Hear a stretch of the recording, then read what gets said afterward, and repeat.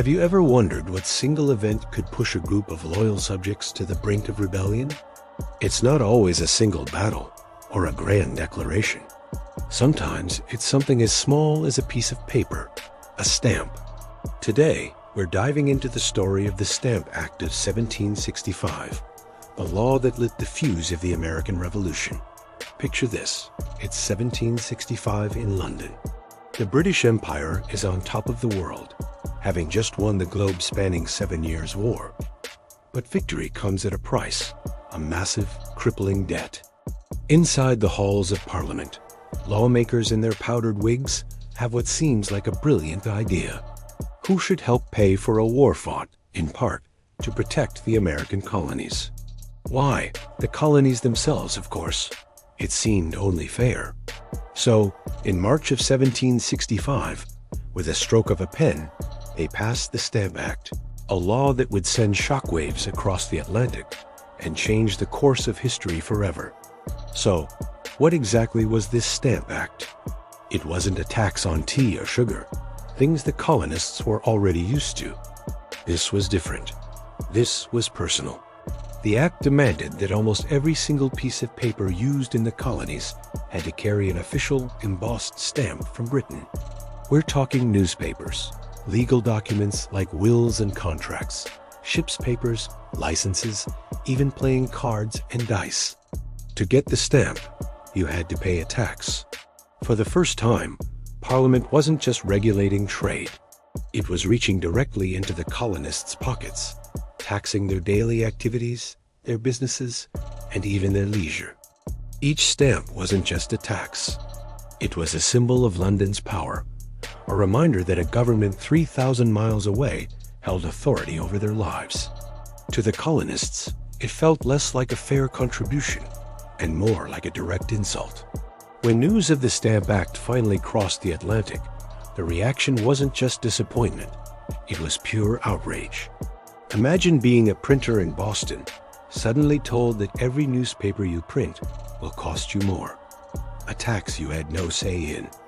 Or a lawyer in Philadelphia, realizing that every legal document now comes with an extra fee, dictated by a distant parliament. The anger spread like wildfire through cities and towns. Taverns and public squares buzzed with debate.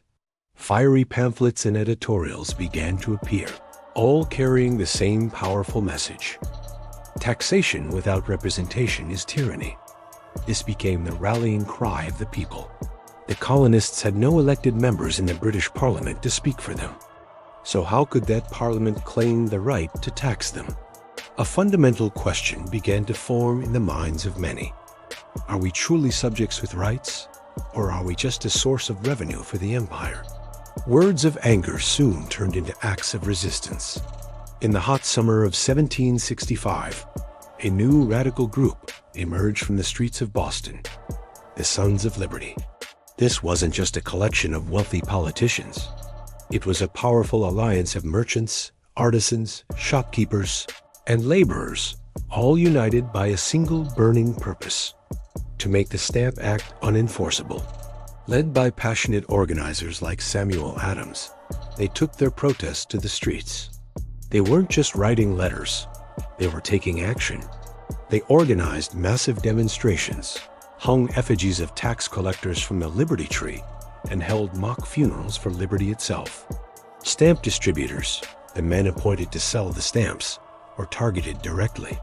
Many were threatened, their homes and offices vandalized. The infamous practice of tarring and feathering became a brutal and effective tool of intimidation. Faced with public fury and the threat of violence, one by one, stamp agents across the colonies resigned. By November 1st, the day the act was supposed to take effect, there was virtually no one left to sell the hated stamps. The resistance wasn't just happening in the streets. It was also becoming organized politically. In October 1765, a historic meeting took place in New York City. For the first time ever, delegates from 9 of the 13 colonies came together to form a united front against British policy. This meeting, known as the Stamp Act Congress, was a pivotal moment. They weren't calling for independence yet, but they drafted a powerful declaration of rights and grievances. Their core argument was clear and bold. As subjects of the British king, they were entitled to the same rights as people born in Britain. And the most fundamental of those rights was that no taxes could be imposed upon them without their own consent, given through their elected representatives. They were still loyal to the crown, but they demanded to be treated as equals, not subordinates. This declaration was sent to the king in Parliament, but in London, it was seen as an act of shocking defiance. The seeds of a much larger conflict were being sown. While politicians debated and patriots protested, the colonists deployed their most powerful weapon, their wallets. A widespread boycott of British goods was organized, and it was incredibly effective. Colonial merchants agreed to stop importing goods from Britain until the Stamp Act was repealed. Suddenly, British ships were returning home with their holds still full. American colonists, who were the biggest consumers of British products, stopped buying everything from British textiles and clothing to tools and luxury goods. Women held spinning bees to make homespun cloth, a patriotic alternative to British fabrics. This economic pressure hit British merchants and manufacturers right where it hurt. Their warehouses overflowed with unsold goods, and they faced financial ruin. These powerful business interests began flooding Parliament with petitions, begging them to repeal the act to save their livelihoods. The colonies were demonstrating that they weren't just a collection of remote outposts. They were an economic powerhouse whose cooperation was essential to the prosperity of the British Empire. Faced with riots in the colonies, a complete breakdown of the law, and immense pressure from their own merchants at home, Parliament was cornered. The Stamp Act had been a disaster. It had not only failed to raise any significant revenue, but it had also cost a fortune in lost trade and had united the colonies in opposition like never before. In March 1766, after months of heated debate, Parliament voted to repeal the Stamp Act. When the news reached America, there were wild celebrations. Bells rang, bonfires were lit, and toasts were made to the king. It felt like a massive victory. But in their moment of retreat, Parliament made one last fateful move.